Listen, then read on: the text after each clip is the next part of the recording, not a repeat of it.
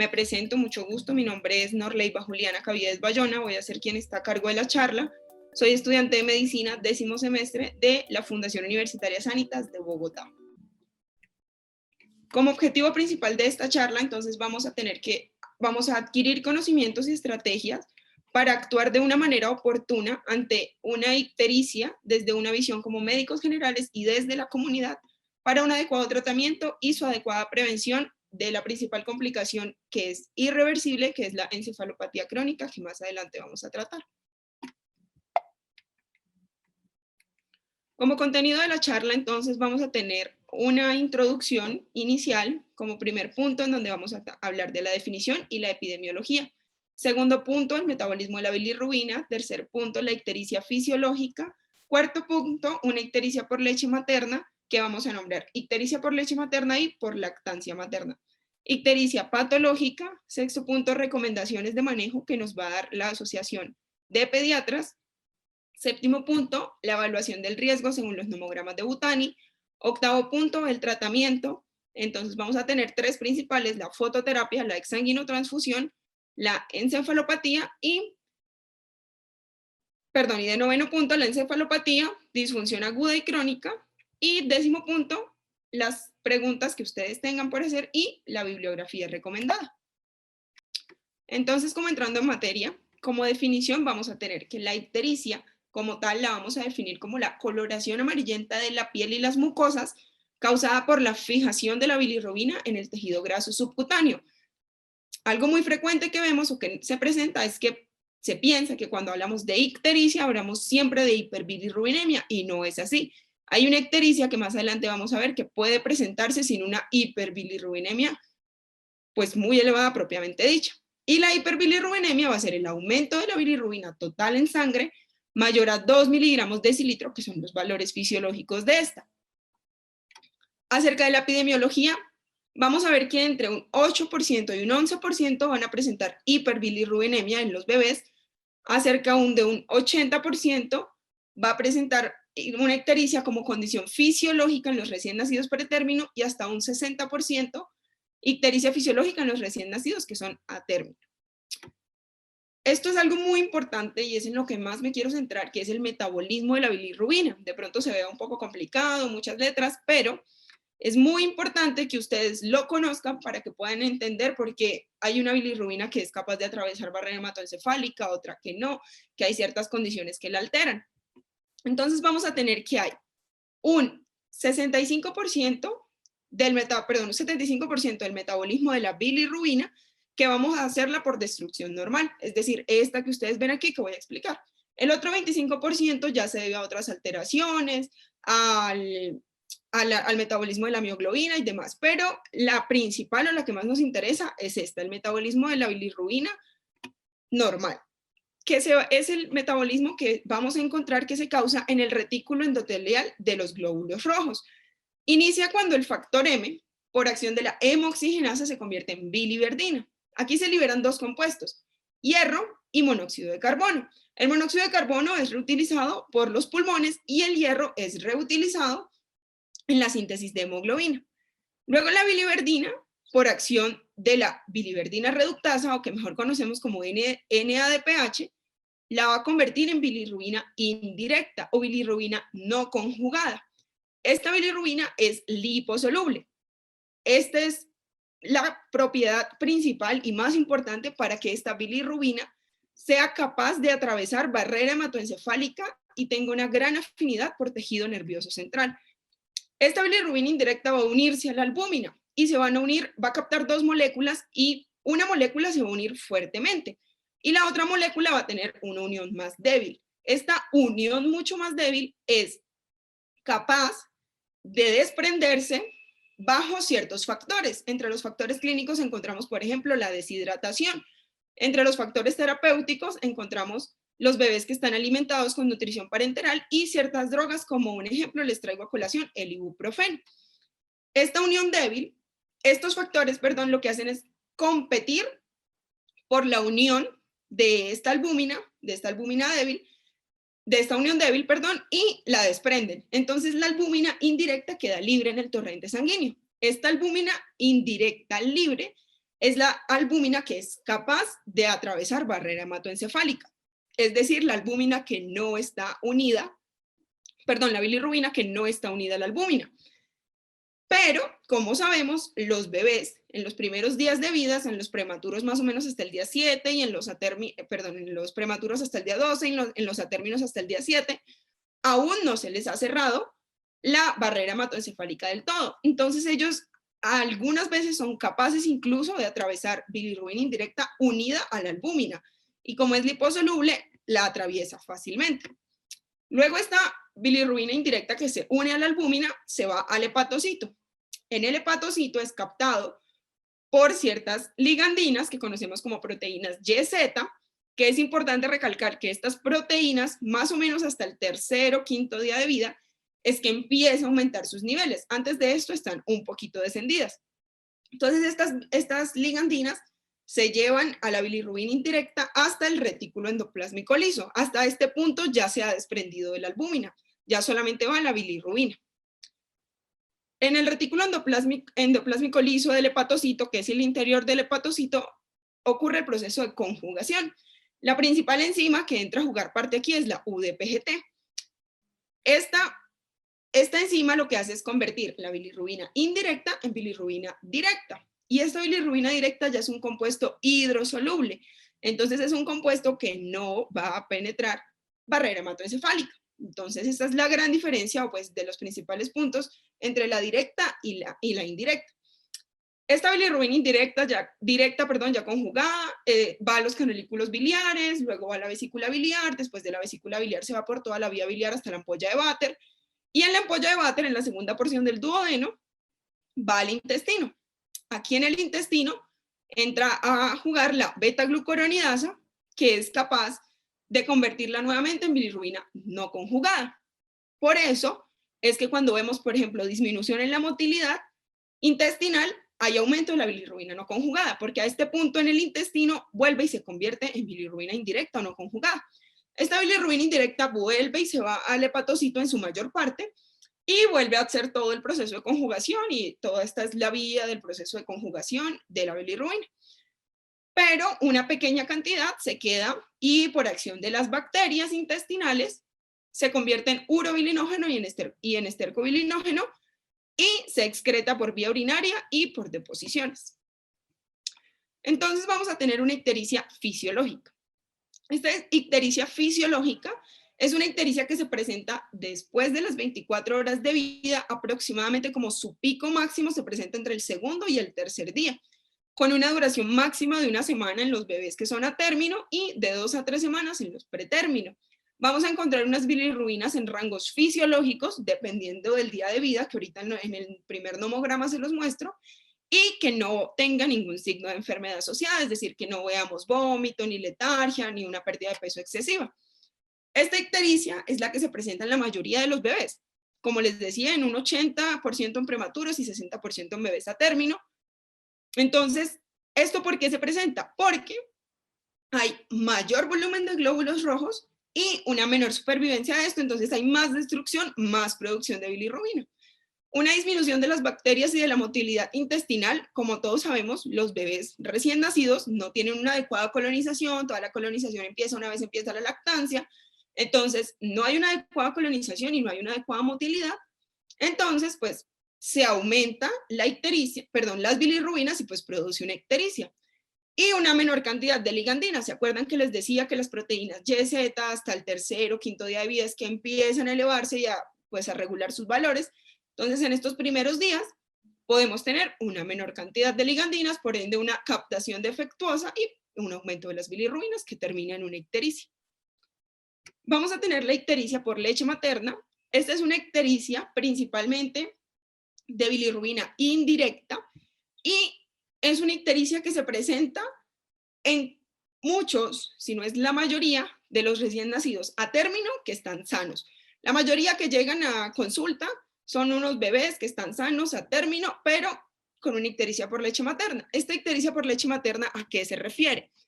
Hay una inhibición en la excreción hepática de la bilirrubina porque hay ciertas sustancias en la leche, ácidos grasos libres, lipasas, iones, entre otras sustancias, que inhiben la enzima glucuroniltransferasa y inhiben la excreción hepática. Entonces esto hace que haya un aumento de bilirrubinas. Asociado a esto puede haber, por ejemplo, un aumento en la reabsorción intestinal por la beta-glucuronidasa, que es lo que ocurre en la ictericia por lactancia materna, y una disminución de la eliminación del meconio por disminución de la motilidad intestinal. La ictericia por lactancia materna se diferencia de la ictericia por leche materna porque los cuadros clínicos y de presentación son diferentes. La ictericia por lactancia materna es una ictericia de un inicio temprano en la primera semana de vida, con un bajo aporte calórico, es decir, el bebé no se está alimentando bien, entonces hay aumento de la circulación enterohepática de las bilirrubinas por aumento de la reabsorción intestinal de la beta-glucuronidasa y una disminución de la motilidad intestinal. Clínicamente es un bebé que llega con pérdida de peso mayor al 10%. Sabemos que en la primera semana de vida aceptamos que pierdan el 10% de peso, pero son bebés que llegan al tercer día con 10, 12% de peso perdido. Esto ya es un signo clínico de una ictericia por lactancia materna. Y generalmente resuelven cuando se mejora la lactancia materna. A veces no necesitan fototerapia. Estos riesgos se deben evaluar con el nomograma de la fototerapia, que más adelante se los explico, pero generalmente resuelven a mejorar la lactancia materna. Entonces, ¿cómo identificamos una ictericia por lactancia materna? Entonces, un bebé que llega, que lo vemos deshidratado, que no come bien, que cuando vemos a la mamá no tiene una adecuada técnica de lactancia, mamá primeriza, que no ha amamantado antes, y que ha perdido mucho peso. Entonces vemos y de una vez pensamos ictericia por lactancia materna. O la ictericia por leche materna propiamente dicha, que es donde ya entran a jugar papel las sustancias de la leche, la inhibición de la excreción hepática, va a ser una ictericia de inicio tardío, después de la primera semana. Los niveles máximos se alcanzan más o menos al día 15 y empieza a descender entre la semana 4 y la semana 12. La clínica va a ser un bebé que está comiendo bien, que vemos la técnica de la mamá y es adecuada, le da leche cada 2 horas, mejor dicho, el bebé está perfecto, es un bebé sano, con una adecuada ganancia de peso, pero pues tiene cierta ictericia, posiblemente por la leche materna. Estos bebés generalmente sí necesitan fototerapia, pero es muy importante resaltar que no vamos a suspender la leche materna. Es decir, sabemos que esto es lo que lo está causando, pero podemos revertirlo con fototerapia. No vamos a suspender la lactancia materna en estos casos. Y la ictericia patológica es lo contrario a la ictericia fisiológica. Entonces, se va a presentar en las primeras 24 horas de vida, los valores van a estar por encima de los fisiológicos, vamos a ver un bebé ictérico, pues con la ictericia, con bilirrubinas totales mayor a 5 miligramos decilitro día, o una bilirrubina directa mayor a 1, independientemente si la total está o no mayor a 5, o una bilirrubina directa mayor al 20% con bilirrubina total mayor a 5 miligramos decilitro. Importante resaltar que la elevación de la bilirrubina directa casi que siempre, si nos damos cuenta, va a ser patológica.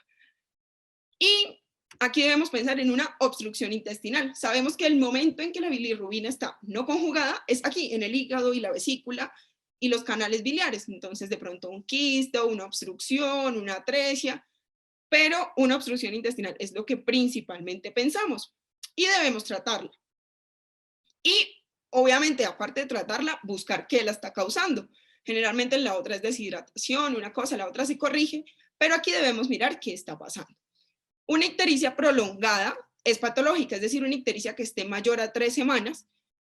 Y cuando son bebés a término, ya cuando van 2 semanas, pues ya empezamos a pensar como, oiga, aquí algo no está bien. Entonces, ya no nos esperamos hasta las terceras semanas, sino como ya a partir de la segunda semana y media, como venga, vamos a mirar qué pasa. O que hayan signos de enfermedad subyacente, entonces un bebé que está vomitando todo lo que come, que ya lo vemos letárgico, una pérdida de peso excesiva, pobre ingesta, o que tiene distermias, apneas, entonces que tenga algún signo de enfermedad, venga, ya esto no es normal, esto vamos a tratar. Las causas de hiperbilirrubinemia son muchas, si ven se las enmarqué en 4 principales, que puede ser por aumento de la producción por hemólisis o por aumento de la producción por causas no hemolíticas, por disminución en la captación o por dificultad en la eliminación. De las más importantes, aumento de la producción por hemólisis, por incompatibilidad de RH o de grupo. Son las que principalmente vemos. No quiere decir que las otras no se presenten, claro que sí, puede haber un defecto enzimático o estructurales de los eritrocitos que haga que estos hagan hemólisis, ciertos fármacos, importante tener en cuenta la oxitocina cuando se le administra a la mamá en grandes cantidades, o al niño cuando le administran vitamina K en dosis altas, ciertas infecciones o sepsis neonatal, o causas neumolíticas, por ejemplo, también bastante frecuente, traumas en el trabajo del parto, un cefalohematoma, hemorragia, sangre digerida de la madre, policitemia, o la que ya hablábamos de la leche materna, aumento de la circulación enteropática por ayuno o por una ingesta oral deficiente. Entonces, hay una ictericia por leche materna, una ictericia por lactancia, que ya se convierten en patológicas cuando superan los niveles de bilirrubina fisiológica. Disminución en la captación, entonces aquí vemos la ictericia fisiológica, recuerden lo que les contaba de las proteínas y las ligandinas que en los primeros días están disminuidas, entonces hay una captación defectuosa, o el que conocemos como síndrome de Gilbert. Y dificultad en la eliminación, entonces, por ejemplo, cuando tenemos sepsis, infecciones de vías urinarias, infecciones perinatales, cuando hay la obstrucción biliar que ya les contaba, ciertas anomalías cromosómicas, por ejemplo, el síndrome de Turner o el síndrome de Down, o ciertas drogas como por ejemplo el acetaminofén o los corticosteroides hacen que haya una dificultad en la eliminación de las bilirrubinas y por ende aumento. La Academia Americana de Pediatría y el Comité de Expertos para Hiperbilirrubinemia Neonatal se unieron y juntos sacaron ciertas recomendaciones para prevenir la hiperbilirrubinemia. Entonces, nos las dieron a nosotros para que, al personal de la salud, pues, para que las transmitamos a los papás, a las mamás, y estas son 10. Entonces, de las primeras 5, la primera y de las más importantes, que creo que llevo diciéndolas desde que empecé la charla, la lactancia materna exclusiva. Por lo menos por los primeros 6 meses y que sea al menos entre 8 y 12 veces al día. Entonces ahí es donde le decimos a la mamá, mamá, dele de comer al bebé cada 2 horas, deje pasar máximo 3 horas. Y si el bebé está durmiendo, no importa, despiértelo. Y dele de comer. La lactancia materna ayuda a todo. Entonces nos ayuda con la motilidad, nos ayuda a la eliminación. Entonces, mamá, dele de comer al bebé. Hemoclasificar a todas las mamás y a los recién nacidos, a todos. Y si la mamá tiene un RH negativo, se recomienda que se pida CUMS directo al bebé. Valorar la ictericia según corresponda. Y aquí es donde hago énfasis en que si vemos a un bebé amarillito, pidámosle bilirrubinas. O si tenemos o contamos con BiliCheck, que es la forma externa con un aparatito de manera del tejido celular subcutáneo no invasiva, medir las bilirrubinas, tomémoselas. Y valorémosla objetivamente. Antes se utilizaba la escala de Kramer. Ya no se utiliza esta escala porque es algo muy subjetivo. Entonces es una escala que yo puedo ver que sí, que de pronto veo que el bebé tiene ictericia hasta el cuello, pero llevo un día en el trabajo. Entonces llega pediatra que lleva 10 años, que ya ha visto 10.000 bebés y dice como, no, este bebé tiene hasta el tórax, o no, este bebé tiene hasta el abdomen. Entonces es algo muy subjetivo y depende de quién lo vea. Y pues eso no nos sirve. No nos sirve que, ay, yo pienso que de pronto sí tiene, o mi compañero piensa que no, o sí o no. No, algo objetivo. Entonces, hagámosla, aquí viene el punto número 5, toma de laboratorios cuando veamos o creamos necesario. No nos pongamos a pensar, ay, ¿será que según Kramer hasta aquí, hasta aquí? No, tomemos laboratorios o si tenemos BiliCheck a la mano en la institución en la que estamos, hagámosle BiliCheck y miremos las bilirrubinas de ese bebé. Evaluar con presión digital. La presión digital, entonces, vamos a coger la manito, el bracito, la piernita del bebé y vamos a poner y vamos a abrir para poder ver adecuadamente la coloración de la piel. Hay veces hay bebés más morenitos que otros que pueden como esconder la ictericia, el color amarillito, entonces nosotros hacemos presión y vemos el color adecuado. Esto debemos hacerlo en una habitación bien iluminada, preferiblemente a la luz del día, con una ventana, y hacer una evaluación cefalocaudal. Como punto número 6 de recomendación, entonces, a los bebés que estamos alimentando con nutrición parenteral, que ya sabemos que causa hiperbilirrubinemia, debemos hacerle niveles semanales de bilirrubinas.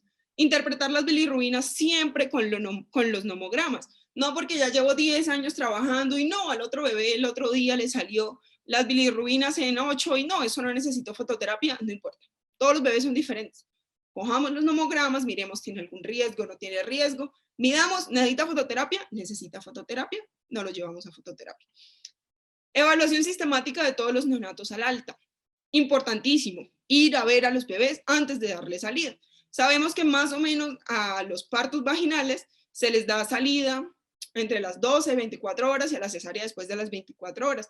Vamos a ver a los bebés, siempre. Y les hacemos una evaluación sistemática. No es que, ay, ya le vi los ojitos, están bien, le vi los piecitos, están bien, no más, no. Quitamos toda la ropa al bebé, lo dejamos en pañal, lo evaluamos con la habitación bien iluminada, lo observamos, lo miramos, lo cogemos, lo tocamos sin miedo para hacer una evaluación sistemática y no dejar pasar por alto que, ay, de pronto, ¿será que sí tenía bilirrubina? No, es que yo mandé a alguien a que me mirara. No, vamos, miramos al bebé, nosotros, y estamos seguros de que vamos a dar alta con un bebé sano y que no va a regresar a los 2 días o de pronto no regrese nunca y ya regrese después con una encefalopatía y no prevenimos una encefalopatía por bilirrubina. Y evaluar el riesgo según necesidad. Entonces, si fue un bebé que le hicimos bilirrubinas, ya ahorita les voy a mostrar el nomograma en donde vamos a evaluar el riesgo, riesgo bajo, intermedio bajo o alto, y vemos qué hacemos. Hacer seguimiento según corresponda individualmente, que es lo que les digo que va con los nomogramas, y dar información verbal y escrita a los papás al egreso. Yo alguna vez tuve una doctora que me dijo que le dijera literalmente a los papás como, mire, usted se lleva a su hijo y lo ve amarillo, o no me deja evaluarlo y lo ve amarillo y no lo trae, ese niño va a quedar con problemas mentales para toda la vida. Y se lo dice uno así, como dicen por aquí, a calzón quita. Se habla con los papás y se les dicen las cosas como son, porque si uno le dice como no, si lo ve amarillito, lo trae. No, papá o mamá, si usted ve a su bebé amarillo, si usted ve que su bebé tiene una coloración que no es la correcta, tráigalo. Tráigalo porque necesita intervención, porque es algo prevenible, porque si lo vemos amarillito, le ponemos fototerapia, le tratamos la hiperbilirrubinemia, podemos revertir que esta no vaya y no atraviese barrera hematoencefálica. Pero si no le decimos nada y el papá se lo lleva y no, la vecina me dijo que este color era así normal y no lo traen, entonces dejamos pasar una ictericia, dejamos llegar hasta una encefalopatía. Entonces, muy importante, antes del egreso, darle la información verbal. A veces se le dan solo escrita y los papás ni atención prestan, ni leen esas cosas. Entonces, decírselo nosotros mismos. Y como un apartado chiquitico, a los bebés prematuros siempre o generalmente se les hacen determinación de bilirrubinas entre las primeras 12 a 24 horas por el mayor riesgo que tienen de presentar ictericia con hiperbilirrubinemia. Y si se inicia fototerapia en estos bebés, la vigilancia debe ser un poco más estricta, entre 2 a 24 horas más o menos máximo, hasta estabilizar, hacer seguimiento posterior al tratamiento hasta 48 horas y repetir las bilirrubinas si vemos que reaparece la ictericia. Como factores de riesgo para desarrollar una ictericia patológica, entonces vamos a tener los bebés que tengan un hermano con historia de ictericia, prematuridad, como ya les había contado, incompatibilidad de RH o incompatibilidad de grupo, una ictericia visible al egreso, como les decía, hay ictericias fisiológicas, pero si ya la vimos, es probable o pues es un factor de riesgo para que luego se convierta en patológica. ¿Por qué no siempre se tratan? Porque la fototerapia no se pone de manera profiláctica, que ahorita es algo que les voy a explicar. Entonces, cuando es una ictericia fisiológica, no la vamos a tratar, así sepamos que es un factor de riesgo para que después vaya a convertirse en patológica.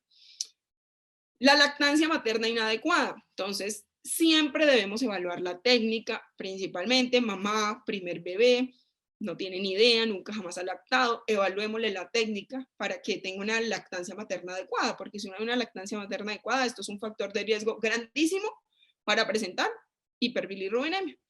Cuando han habido traumas en el trabajo de parto, podemos desarrollar cefalohematomas, ciertas drogas maternas, como ya les contaba, la oxitocina, y alguna infección del estorcho. Este es el primer nomograma de Butani. Estos nomogramas fueron hechos cuando se dieron cuenta que la escala de Kramer no servía. Entonces se dieron cuenta que esto era algo objetivo de cómo podíamos evaluar a los bebés. Estos nomogramas son hechos para bebés mayores a 35 semanas, de 35 en adelante.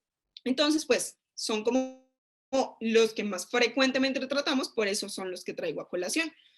Este primer nomograma, ¿de qué se trata? Entonces, es para evaluar el riesgo y la necesidad de intervención posterior o el seguimiento que vamos a hacer.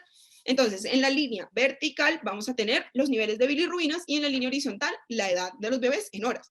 Entonces, vamos a mirar cuántas horas tiene el bebé, entonces 36 horas y unas bilirrubinas de 5. Entonces nos vamos hasta el 5, no, le da en zona de bajo riesgo, o pues depende de las bilirrubinas que tengamos en los bebés, evaluamos el riesgo.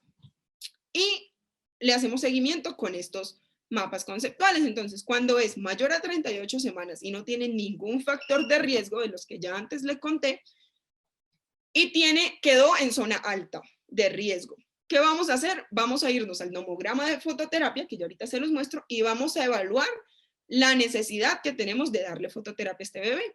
Y si es el caso y le ponemos fototerapia, vamos a evaluar si le tenemos que repetir las bilirrubinas entre 4 a 24 horas.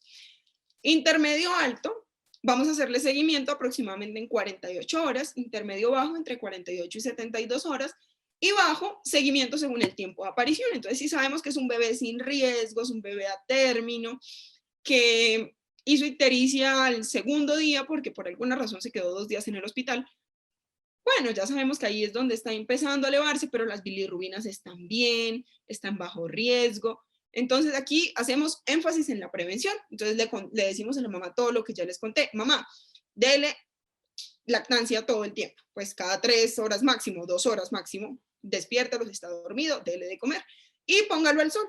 Póngalo al sol a través de una ventana, por lo menos aquí en Bogotá, que es clima frío, no lo vamos a llevar al balcón. Entonces por una ventana, con la luz del sol, más o menos 9, 10 de la mañana, póngalo en pañal, desnudito, solo en pañal. Por un lado 15 minutitos, por el otro lado 15 minutitos. Eso es algo como una fototerapia natural para ayudar a descender estos niveles y pues evitar que la bilirrubina la ictericia, se convierta en patológica.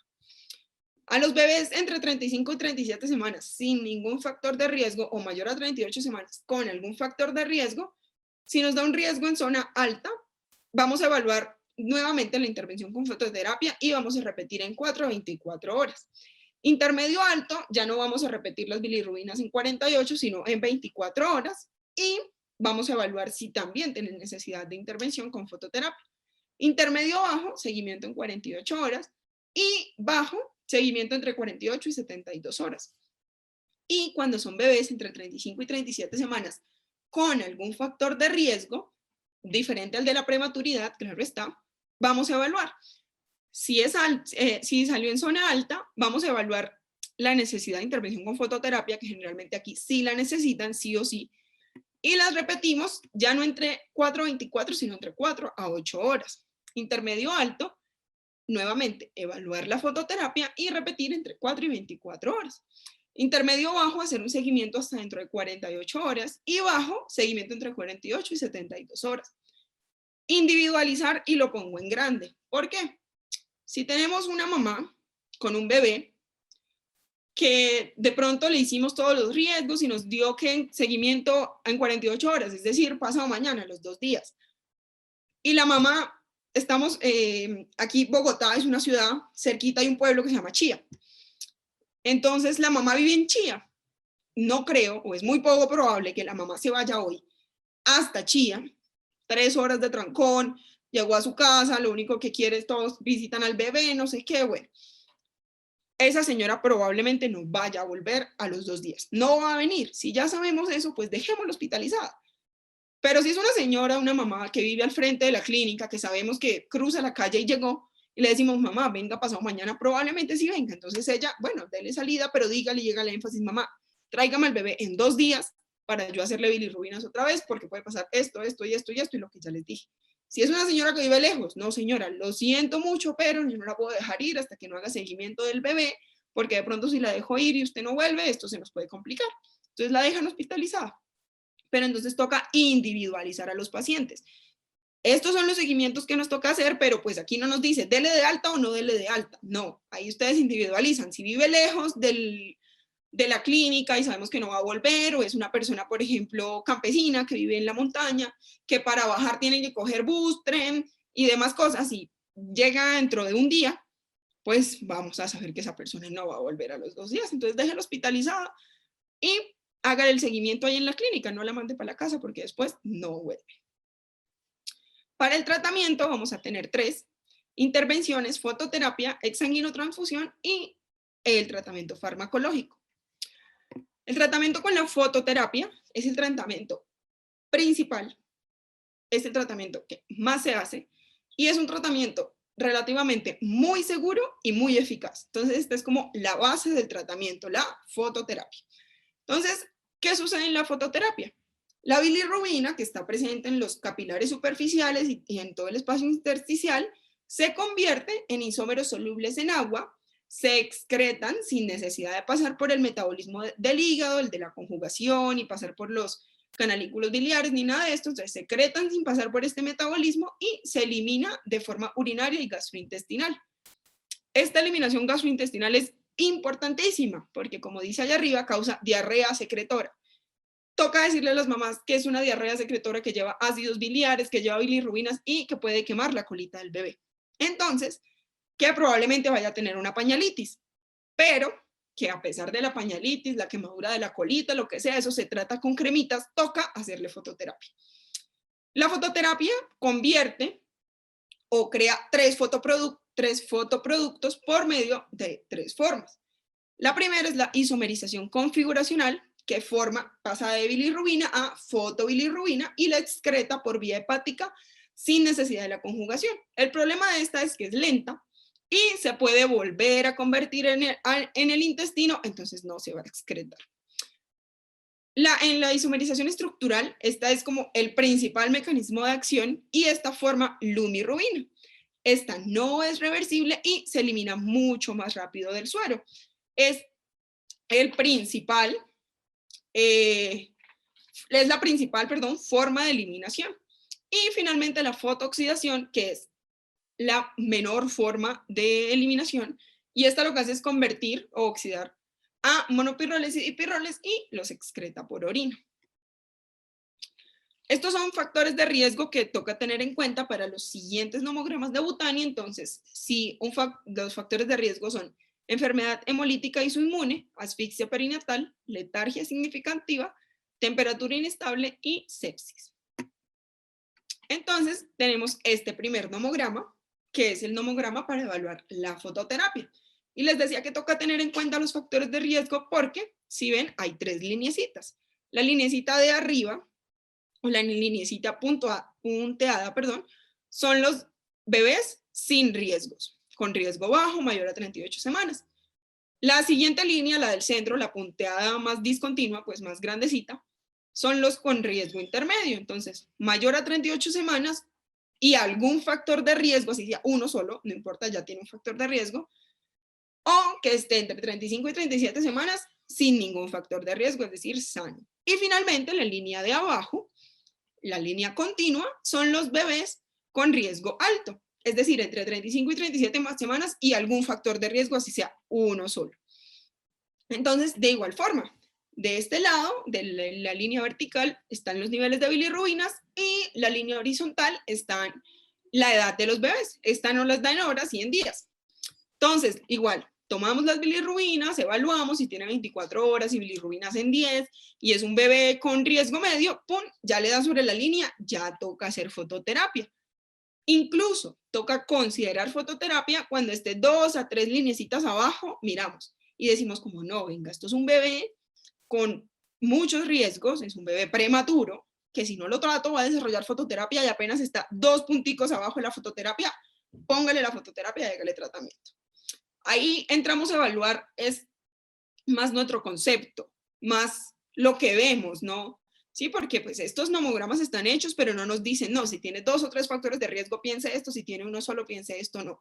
Entonces, si vemos que es un bebé con múltiples riesgos que sabemos que sí o sí va a desarrollar una ictericia que se va a complicar, pongámosle la fototerapia y hagámosle el tratamiento. Debemos considerar exsanguinotransfusión cuando los niveles de las bilirrubinas nos dan por 5 puntitos o 5 miligramos de decilitro encima de la línea de riesgo. Y fototerapia intensiva cuando exceda 3 miligramos sobre decilitro. Las recomendaciones para la fototerapia, entonces. La fototerapia que más se utiliza o la que más vemos son los tubos de luz fluorescente azules, que son los más efectivos, son los que más se utilizan, pero ahorita, actualmente, se están utilizando unos dispositivos LED-PT que hacen luz de emisión de diodo. Estos muestran igual eficacia y no producen tanto calor. Entonces, se está evaluando la posibilidad, pero pues no en todos los países lo hay. El espectro de irradiación, cuando tenemos fototerapia convencional, es aproximadamente entre 8 y 10 microwatts, y para fototerapia intensiva vamos a utilizar 30 microwatts. Debemos colocarla tan cerca como se pueda al bebé, máximo 10 a 15 centímetros, pero entre más cerquita, mejor. Pero tener cuidado con las lámparas halógenas, porque las lámparas halógenas queman a los bebés, entonces estas no se pueden poner tan cerca como se pueda, ¿listo? La fototerapia doble, es decir, luces arriba del bebé y luces abajo, pues de la cunita, estas se utiliza principalmente en fototerapia intensiva. Debemos rodear la cuna con tela blanca para mayor espectro de luz. Incluso se utiliza el papel aluminio cuando se utiliza fototerapia intensiva, perdón, se utiliza incluso papel aluminio, pero de lo contrario, siempre vamos a rodear la cunita con tela blanca. Dejar al paciente en posición supina, es decir, mirando para arriba, el bebé acostadito hacia arriba. No hay ningún estudio, pues nada se ha demostrado de que lo pongamos arriba y abajo y algo cambie. No, posición supina, bebé mirando hacia arriba, solo en pañal, con las gafitas de protección ocular, que es muy importante hacerlo por una posible complicación que ya les voy a contar. Si hay falla en la fototerapia, si vemos que a pesar de tener fototerapia intensiva y demás, no mejora, debemos sospechar que ese bebé está haciendo una hemólisis y pensamos de una vez en la exsanguinotransfusión. Si la bilirrubina directa es la que está elevada, debemos vigilar el síndrome del niño bronceado. El síndrome del niño bronceado es una discromía que se presenta en algunos bebés cuando lo ponemos ante la fototerapia. Nos dice que lo miremos solo si está la bilirrubina directa elevada, porque ha sido mayormente descrito en estos niños. Pero ha habido algunos casos que en bilirrubina indirecta también se ha presentado síndrome de niño bronceado. Este síndrome, su aparición y su fisiopatología aún es muy controversial, no se conoce mucho, pero lo que sí sabemos es que es necesario apagar la fototerapia y detenerla una vez una vez se presenta este síndrome. Entonces, se presentó el síndrome, suspendemos fototerapia de una vez. De pronto no cause nada, este síndrome se revierte, una vez quitamos la fototerapia, el niño vuelve a su color de piel normal, pero es una contraindicación para continuar la fototerapia. Vamos a utilizar una fototerapia intensiva y doble cuando tenemos la bilirrubina más elevada, como ya les había contado. No la debemos quitar por más de 3 horas. Aquí sabemos que es importante que el bebé se alimente, que si va la mamá o el papá, pues la mamá a visitarlo lo alimente, o si va el papá, pues que lo visite, lo cargue, lo coja. Entonces lo podemos quitar de la fototerapia, pero no deben pasar más de 3 horas. Si ya pasaron 3 horas, lo siento mamá, lo siento papá, el bebé vuelve a la fototerapia. Corregir la deshidratación es muy importante. No se utilizan de rutina los líquidos endovenosos, o sea, no ponemos líquidos endovenosos a todo bebé que le vamos a hacer fototerapia, a pesar de que sabemos de que hay mayores pérdidas, pero pues no vamos a poner líquidos endovenosos. Pero si es un bebé deshidratado, le vamos a poner líquidos endovenosos para corregir la deshidratación y vamos a continuar con la lactancia materna.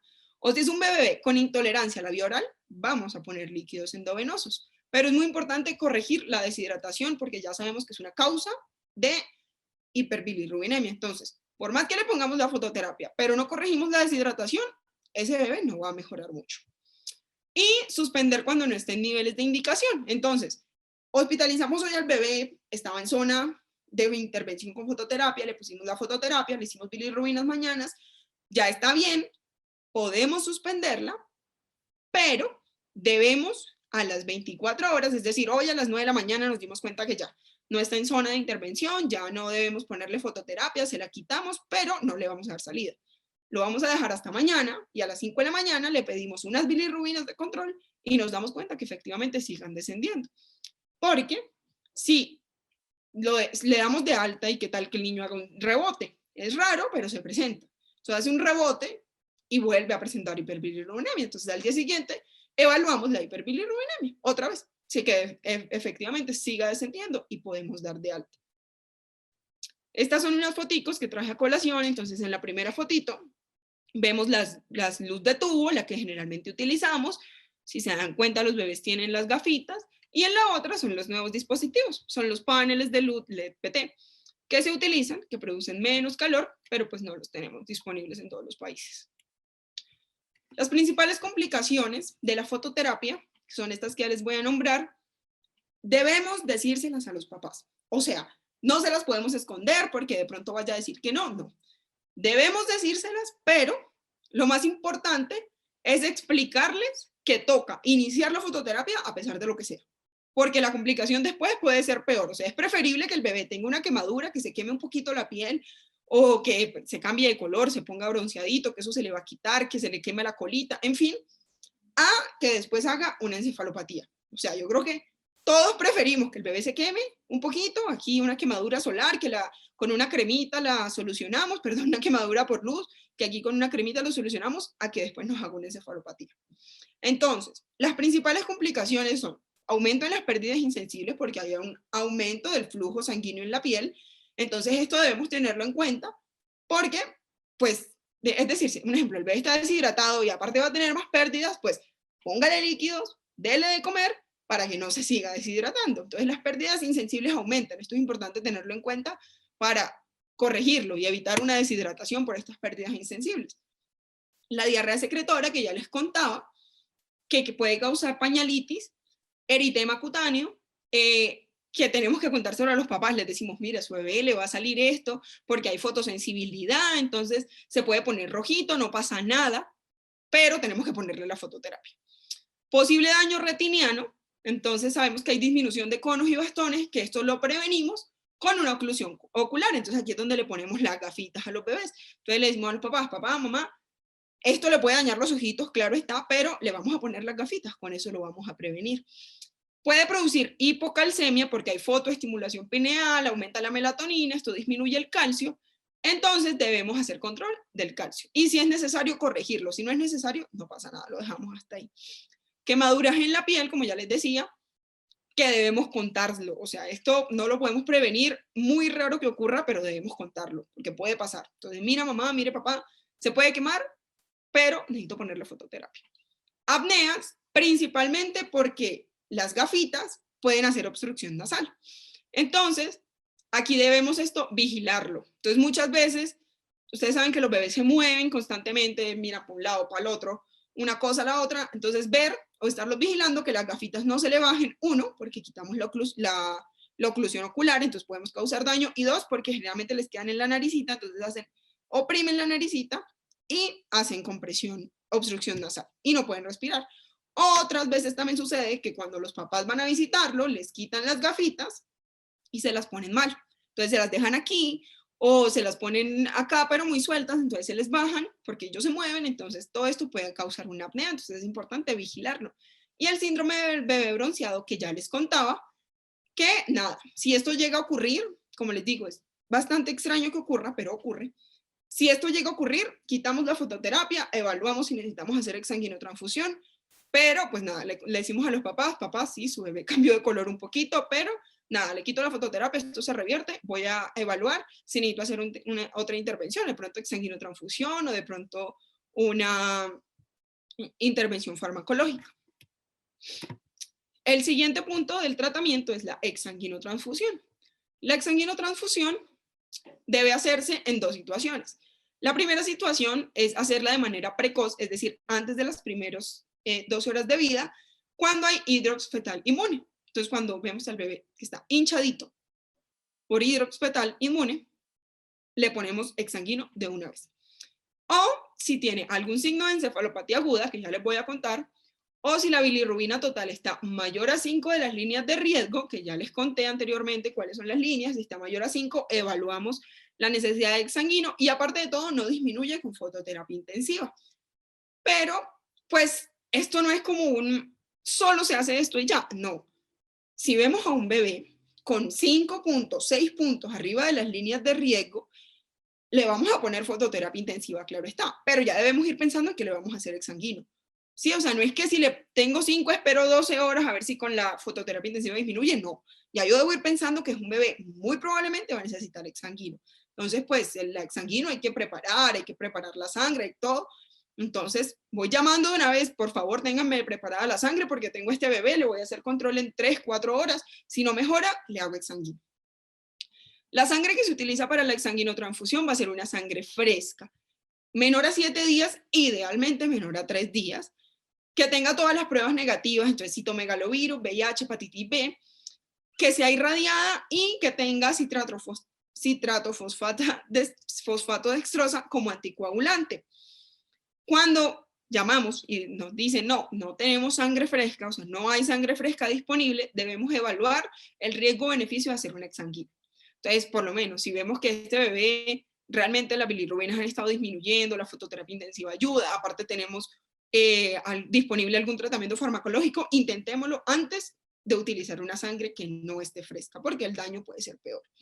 Se deben hacer ciertos laboratorios antes de hacer el exsanguino, un cuadro hemático y unas bilirrubinas, después, o sea, inmediatamente después de hacer el exsanguino, un cuadro hemático, unas bilirrubinas y unos electrolitos, y 6 horas después del exsanguino, hemoglobina, hematocrito, bilirrubinas, reticulocitos, CUMS directo y electrolitos.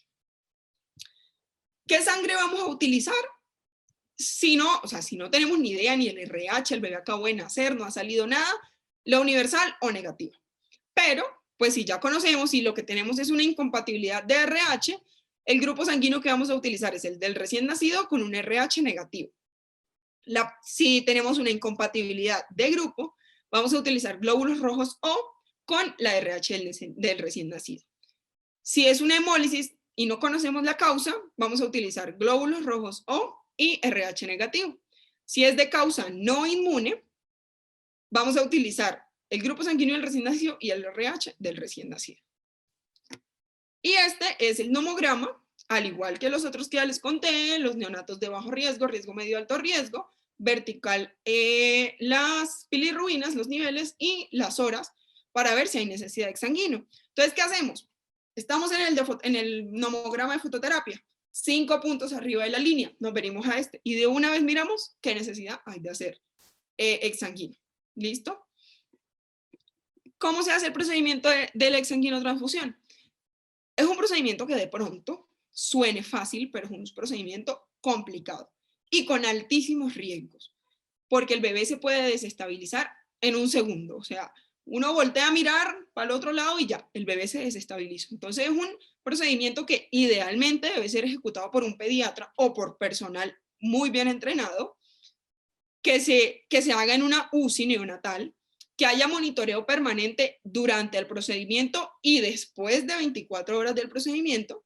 El volumen que se va a recambiar va a ser 160 por kilogramo en atérminos y 200 por kilogramo en pretérmino. Podemos poner un catéter arterial, un catéter venoso periférico, pero por periférico, digamos que hay muchos inconvenientes. Uno de estos es que generalmente se tapan muy fácil y no podemos recambiar más de 5, porque si vamos a recambiar 10 nos vamos a demorar muchísimo. Entonces, pues preferiblemente hacerlo por umbilical. El catéter umbilical venoso es un catéter central, entonces por aquí se puede hacer todo el recambio. Entonces aquí utilizamos una llave de 3 vías, la ponemos en el catéter venoso, en un catéter umbilical venoso, ponemos la llave de 3 vías, sangre de desecho, o sea, la que le vamos a sacar al bebé, sangre del donante, la que le vamos a poner. Se empieza siempre poniendo sangre, nunca se empieza sacando sangre del bebé. Y para sacar, o sea, ponemos, por lo menos, hacemos el cálculo, 160 por los kilos del bebé, nos da tanto. Y bueno, entonces, vamos a recambiar un ejemplo, 1000, no sé.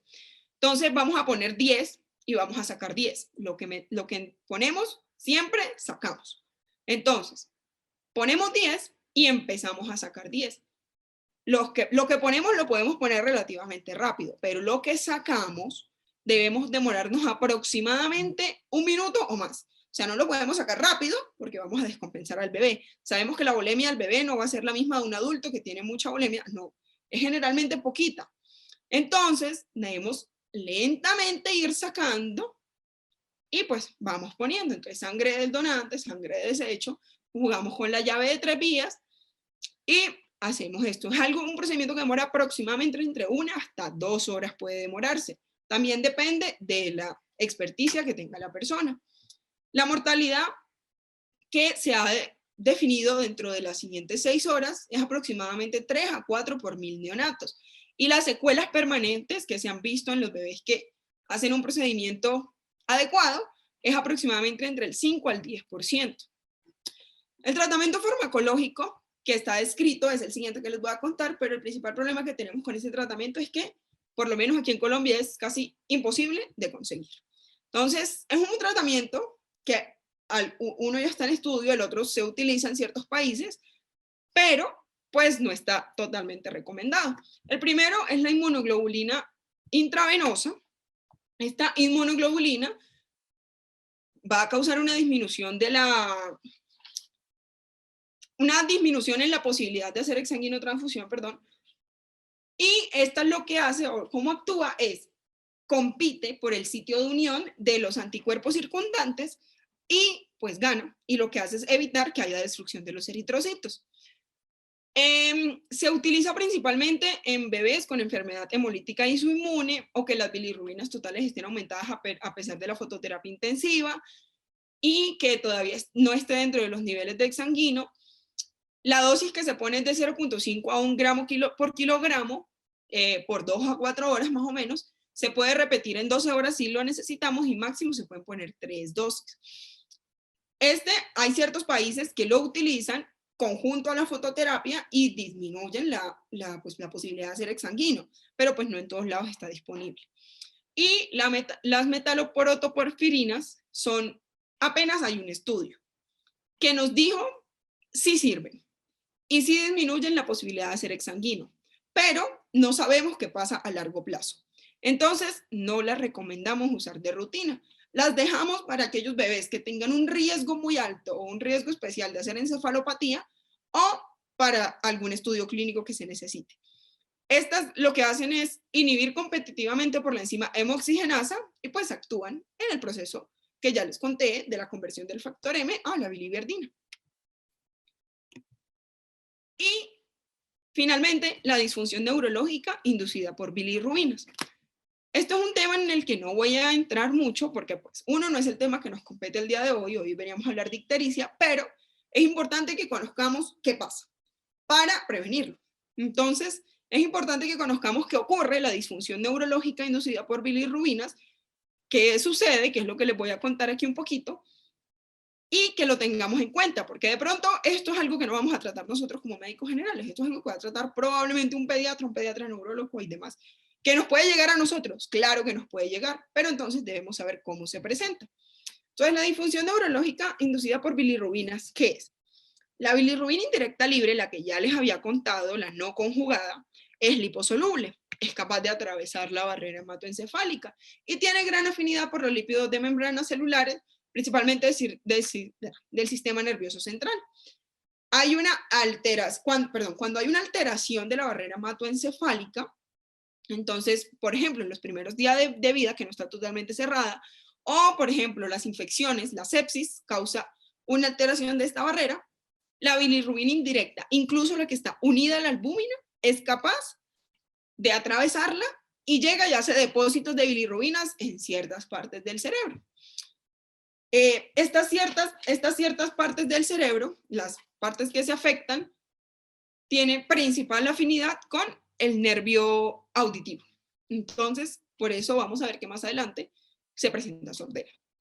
Entonces, ¿qué va a hacer? Cuando ya se hacen los depósitos, cuando ya atravesó barrera hematoencefálica, va a interferir con la fosforilación, el metabolismo de la glucosa, la respiración celular y la síntesis proteica. Afecta la neurotransmisión, principalmente del nervio auditivo, que ya les había contado.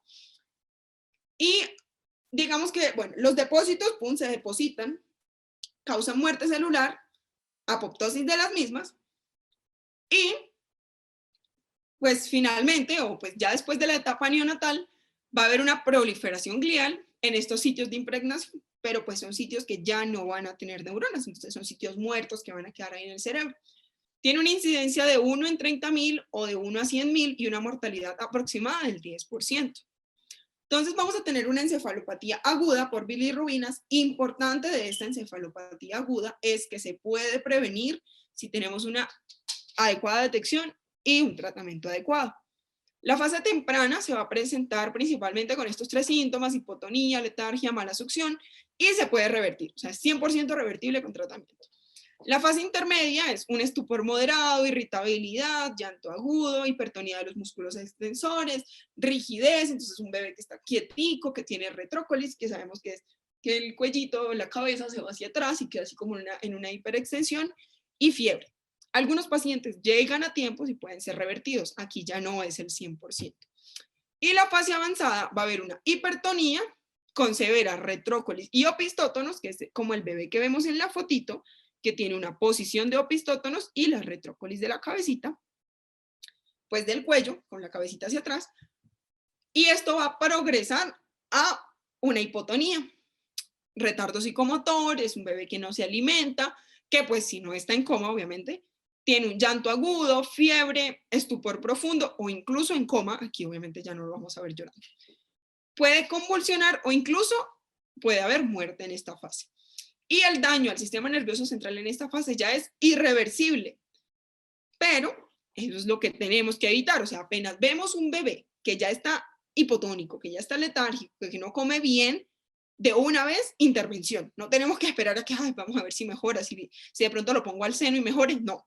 Ya es un bebé que venía comiendo bien y pum, cambió la succión, hipotonía, está como letárgico, no se levanta. Intervención de una vez. No vamos a esperar nada, porque esperar es llegar a la fase avanzada.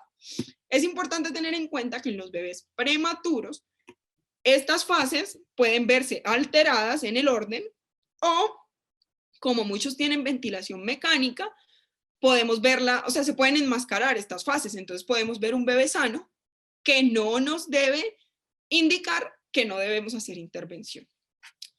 Y finalmente la encefalopatía crónica, o lo que conocemos como kernicterus, perdón.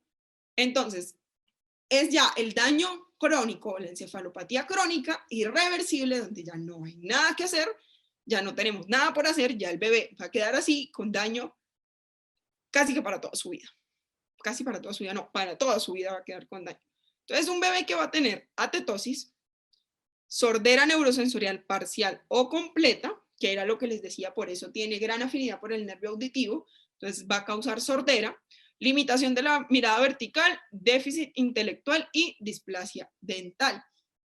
Es un bebé que podemos ver, ya sea hipotónico, pero con movimientos de atetosis. Entonces vamos a ver los bebés con movimientos involuntarios, ciertos movimientos extrapiramidales, y pues ya lo vamos a tener en kernicterus. El diagnóstico como tal se hace mediante la resonancia magnética. Esta resonancia lo que muestra es una alta señal de intensidad de modo bilateral en el globo pálido, que es uno de los más afectados por los depósitos, que se va a ver en los cortes de T1 y T2, o también se puede observar en hipocampo y tálamo, que es otras partes afectadas. Y para principalmente los prematuros debemos hacer los PAET, que son los potenciales auditivos evocados del tallo. Esto nos puede hacer para hacer un screening de la pérdida auditiva o un diagnóstico temprano de esta. También decía que en algunos bebés, como les contaba, ya hay como una proliferación glial y demás. Entonces, incluso algunas veces podemos pasar por desapercibidas la resonancia, o sea, podemos tener una resonancia normal después del primer año de vida, ya es un bebé que con una resonancia normal, pero hacemos los PAET, que tienen como una mayor significancia y nos dan como un mejor diagnóstico, asociado a todos los signos y síntomas. Y pues los niveles de bilirrubinas no son como tan específicos, porque pueden haber disminuido, pero pues también se pueden utilizar. Y listo. Eso es todo, muchas gracias. Y pues nada, les dejé como final una frase que dice que el único modo de hacer un gran trabajo es amando lo que haces. Entonces, amen lo que hagan. Si están estudiando medicina, enfermería, psicología o cualquier otra cosa, amen y pónganle mucho amor a lo que hagan para que puedan lograr llegar a lo que quieren. Listo. Y ahora sí, si tienen alguna pregunta.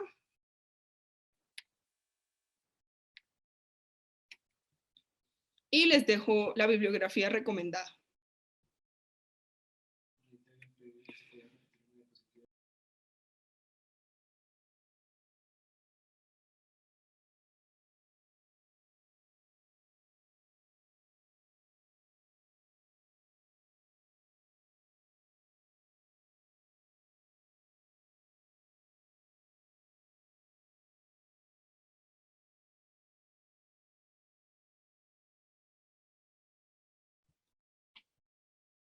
Un segundo, creo que me habían pedido repetir estas diapositivas. Ay, un segundo que no sé qué se puso aquí. Creo que me habían pedido, pues les voy a dejar nuevamente las tres si quieren tomarle fotito o lo que sea.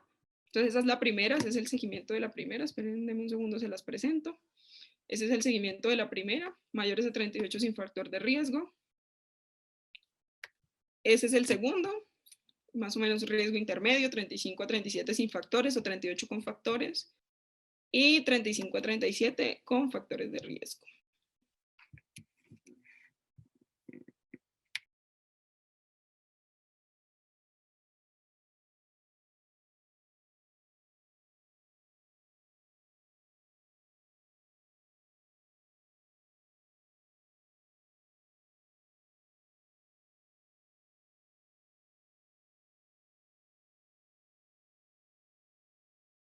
Entonces, las primeras tres diapositivas que me habían pedido, pues si quieren, mientras voy respondiendo algunas preguntas, les voy a ir pasando las diapositivas para que si necesitan tomar foto de alguna la tengan. Entonces, esta es la primera de las definiciones, la epidemiología, el metabolismo de la bilirrubina, que creo que eran las que habían pedido. Ahí se las dejo y ya continúo.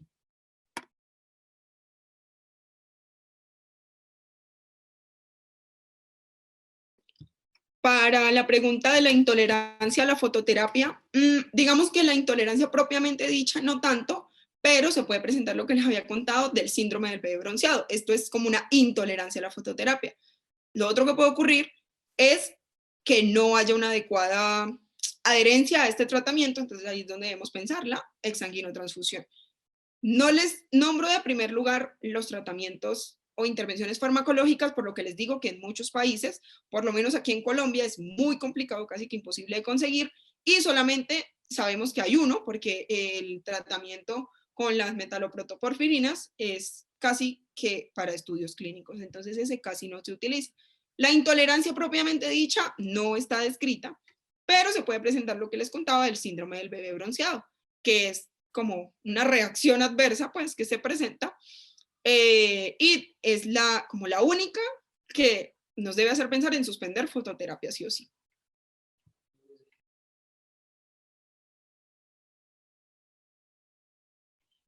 Bueno, la hidratación, o sea, cuando ya tenemos un bebé deshidratado que debemos ponerle líquidos endovenosos, pues evaluamos, pues principalmente o es solución salina normal, o sea, al 0.9%, o es lactato de Ringer.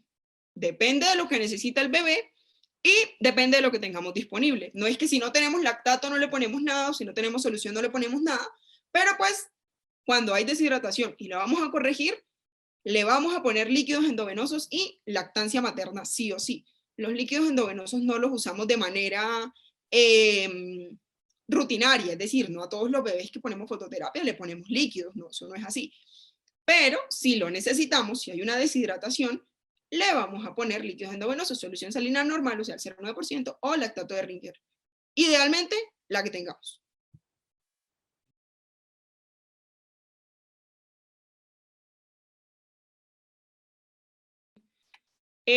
Para la pregunta del nomograma, ¿será que podrías decirme qué nomograma quieres que te diga o quieres que los volvamos a repasar todos, los tres nomogramas?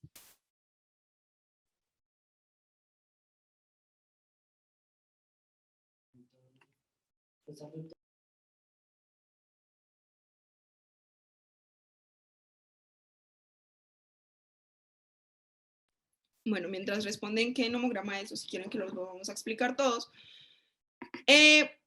¿puede ser no tratada? No, esto no es una opción, nunca. Si ya es una ictericia, es decir, sabemos, como ya les conté al inicio, la ictericia fisiológica, hay que hacerle seguimiento, seguimiento según el riesgo que tengamos.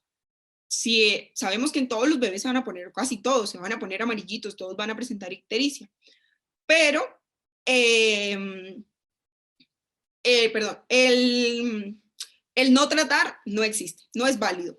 Les contaba, perdón, creo que esto lo olvidé, que no ponemos fototerapia de manera profiláctica, es decir, ay, no, yo, un ejemplo, soy médico, yo sé que mi bebé se puede poner amarillito, pónganmele fototerapia. No, la fototerapia no se pone de manera rutinaria ni se pone profiláctica, porque una de las complicaciones que tiene la fototerapia, o pues algo que causa, es el estrés oxidativo.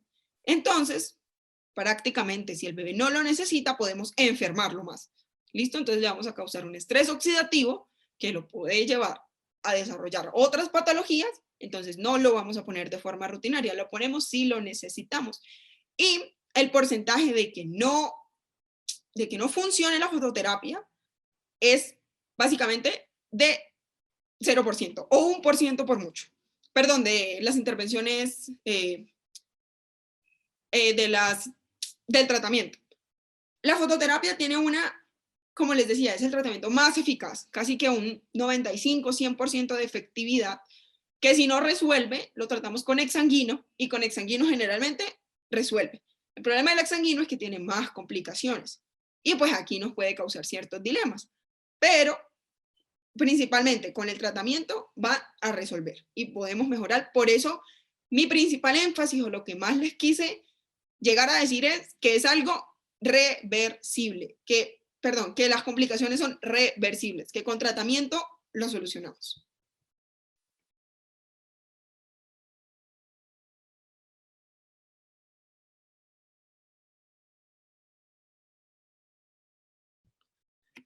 Para la pregunta de los remedios caseros, estos no sirven como tratamiento, sirven como prevención. Como se les decían las recomendaciones de manejo, a los papás hay que decirles que los pongan al sol, pero no cuando ya los vean amarillos, no, al sol hay que ponerlo todos los días para prevenir que el bebé vaya a hacer una hiperbilirrubinemia. Pero si ya necesitamos hacer tratamiento, no, el sol no nos va a servir. Aquí nos va a servir la fototerapia. Hay otra cosa, y es la intervención de fototerapia en casa, pero realmente ahorita está muy discutido y casi que nulamente utilizado, porque en casa no vamos a tener un médico 24/7 que nos esté vigilando la fototerapia, una persona de laboratorio que nos tome bilirrubinas. Entonces en casa no se trata la hiperbilirrubinemia, se trata en el hospital con fototerapia. No se trata ni con luz solar, ni se trata con fototerapia en casa. Esto está básicamente que anulado.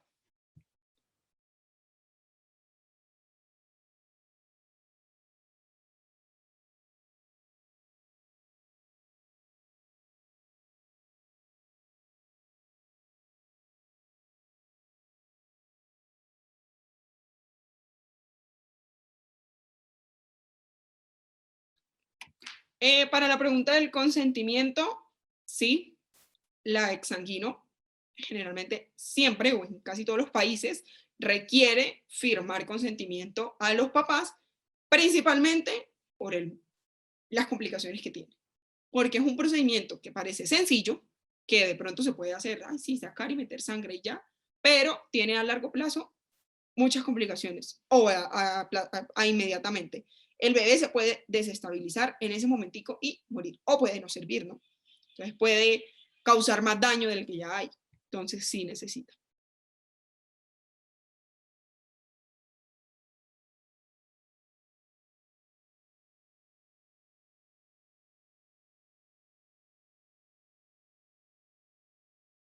Listo, entonces para los mamogramas, entonces el del riesgo, línea vertical bilirrubinas, línea horizontal edad. Entonces, por ejemplo, te voy a poner un ejemplo, bebé de 36 horas, bilirrubinas en 8. Entonces nos subimos, aquí está la línea del 5, 6, 7, 8. Riesgo intermedio bajo. Un bebé sano, 38 semanas, sin factor de riesgo. Entonces, nos vamos acá, 38 semanas, no factor de riesgo, medio intermedio bajo. Le hago seguimiento en 48, 72 horas. Aquí es como te digo, individualizando. Si vive cerca, si vive lejos, lo dejo hospitalizado, lo dejo ir. Si ya necesitamos hacer fototerapia, o sea, si el riesgo nos da, entonces, por ejemplo, nos da aquí 36 horas que tenga 12 de bilirrubinas, nos da más o menos acá, ya es un riesgo alto de evaluar intervención con fototerapia. Nos vamos al nomograma de la fototerapia, que está aquí, y entonces teníamos un bebé de 36 horas, más o menos por acá, y 12. No tiene riesgos, entonces es la línea de arriba. 36 horas, 12, entonces nos da 1, aquí 10, 11, 12, nos da acá. No alcanza a tocar la línea. Y está un puntico abajo. Ahí decimos como, no, venga, no voy a hacer fototerapia, pero me devuelvo y dice, tómele bilirrubinas en 24 horas. Entonces, si es un bebé que tengo hospitalizado, no me da para fototerapia, pero le tomo bilirrubinas mañana otra vez. Y si definitivamente, no sé, dio aquí sobre la línea, inicio fototerapia. Si me dio acá arriba, 5 puntos arriba de la línea, de una vez pienso y me voy al nomograma de exsanguinotransfusión. Y si está 3 lineecitas arriba, entonces, por ejemplo, si me dio aquí 1, 2, 3 aquí, o sea, tiene 16 de bilirrubinas, inicio con fototerapia intensiva, no con convencional, sino intensiva, idealmente doble, pongo el papel aluminio y inicio la fototerapia. Si me da 5, digamos, entonces 36 horas acá 15, 16, 17, 18, más o menos me da 19, o sea, tengo 19 bilirrubinas, me voy al nomograma de la exsanguino. 36 horas y dijimos que tenía 18 y es un bebé de arriba, de bajo riesgo. Entonces, 36, 18, a ver, aquí está 15, 16, 17, 18. No le da. No hago exsanguino, pero como a ese bebé le voy a tomar bilirrubinas más o menos en 6, 12, máximo 24 horas, entonces lo pongo con fototerapia intensiva, fototerapia doble, papel aluminio, todo. Le tomo las bilirrubinas de control y evalúo. Si definitivamente no bajaron, miro en cuánto están y si hay necesidad según el nomograma, hacer exsanguino.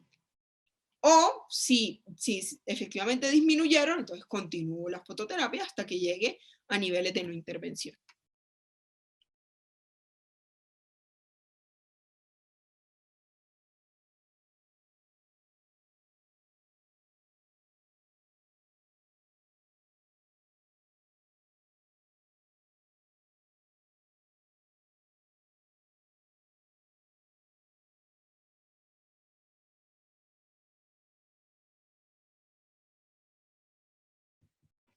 La pregunta de que la bebé recibió fototerapia y es un poco más sensible a la luz, ¿se acuerdan que les dije que una de las complicaciones, o por lo que había que hacer protección ocular, es pues como por el daño o aquí les voy a mostrar otra vez, acá, por el daño retiniano que ocurre.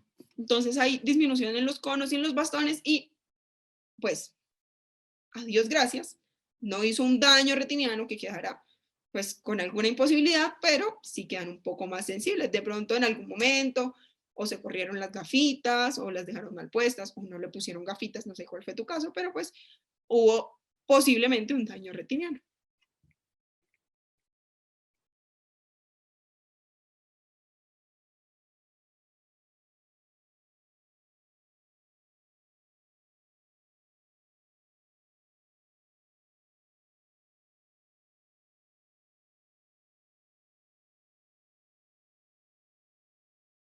Sí, donde puse que se debe iniciar la fototerapia 2 o 3 debajo, ahí fue donde les dije que evaluando el riesgo.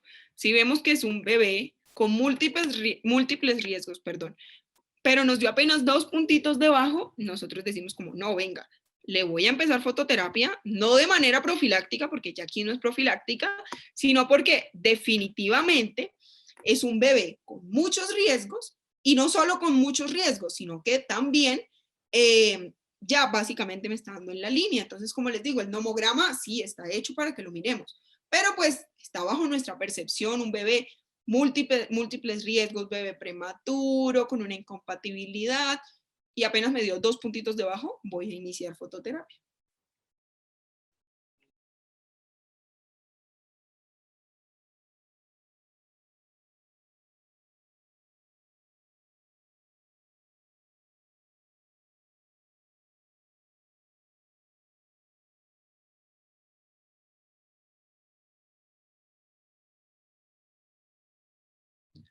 A la solterapia como de manera pues preventiva, como ya lo había dicho, más o menos entre 15 a 20 minutos en horas de la mañana, idealmente 9, 10 de la mañana. Como les decía, si es clima frío, no vamos a poner al bebé en un balcón, pues, sino a través de la luz de una ventana. En clima caliente, muchas veces también se prefiere a través de la luz de una ventana para evitar ponerlo directamente, pero pues ya eso va en el criterio de cada quien, pero pues generalmente a través de una ventana, 15 a 10 minutos en los brazos del papá o de la mamá, y 15 minutos por arriba, 15 minutos por abajo, en pañal, únicamente en pañal.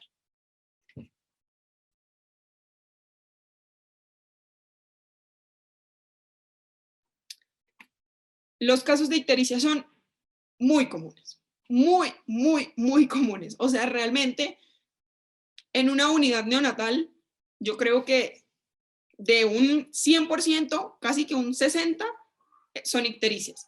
Es algo muy común que ocurre muy frecuentemente, que llegan casi siempre, así como les puse en las tablitas, entre un 60, un 60 y 80% es la ictericia fisiológica, y más o menos 40, 30, 40% hacen una hiperbilirrubinemia patológica.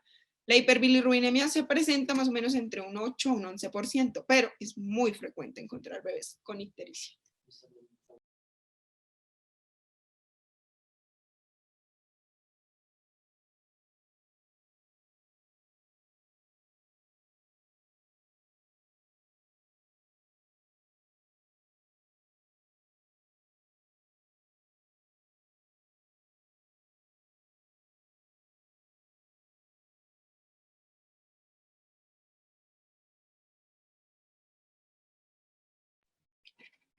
Los problemas de visión, sí, está el daño retiniano que ya les había contado,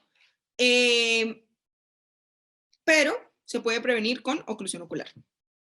Si hacemos oclusión ocular, en teoría, si la hacemos perfecta, pues le ponemos las gafitas, no se las quitan nunca jamás, y no se corren, no nada, no vamos a tener daño, entonces a largo plazo no vamos a tener ningún daño. Si no hay gafitas, el daño retiniano es muy alto y el posible daño a largo plazo también es muy alto, principalmente la sensibilidad a la luz.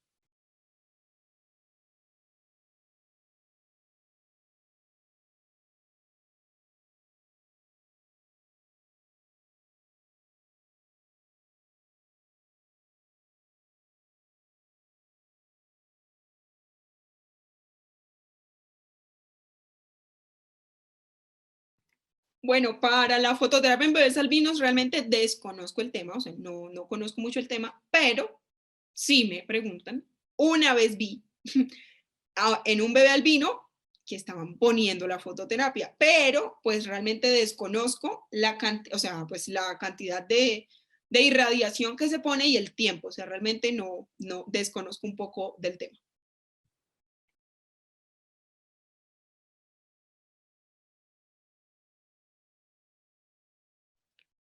Los trabajadores de salud expuestos a fototerapia, no, no hay ningún, pues no hay ningún efecto.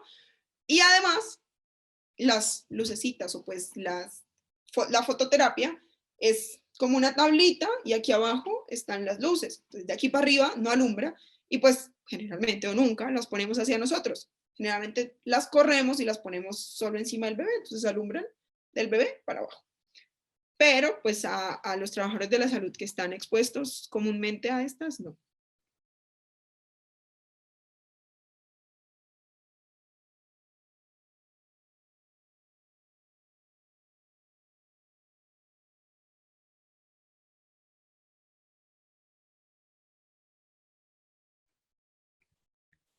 La bilirrubina el concepto de bilirrubina de destrucción proviene de la destrucción del glóbulo rojo por el factor M y su conversión y demás, pero no es propiamente dicho una destrucción del glóbulo rojo. Sí sucede que cuando hay aumento en la destrucción de estos, aumentan los niveles de bilirrubinas. Es decir, si hay aumento de la destrucción, entonces hay mayor conversión y hay aumento de las bilirrubinas, pero no propiamente dicho que vamos a decir la bilirrubina es la destrucción. No es inicialmente porque Si se dan cuenta, incluso ahí se libera hierro, se libera monóxido de carbono, entonces no es el único compuesto liberado.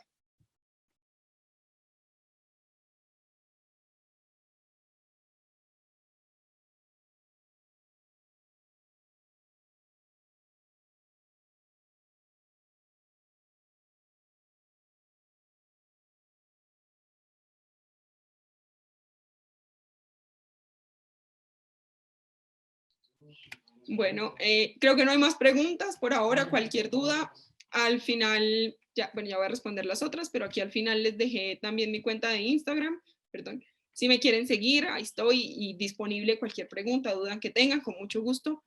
Y pues ya les voy a responder las otras que hay. Como te digo, ahí está mi cuenta de Instagram, me puedes escribir y por ahí te paso mis otros medios de comunicación, correo y WhatsApp. Y de una, con mucho gusto. Y creo que sería todo. Muchísimas gracias a todos, muchísimas gracias por la participación. Aquí en Colombia, resalto, estamos en partido de Colombia contra otro equipo. Muchas gracias a los que se conectaron a pesar de lo que sea. Muchas gracias por estar pendientes, espero haber aclarado sus dudas. Muchas gracias por las felicitaciones y estoy disponible para lo que necesiten. Muchas gracias.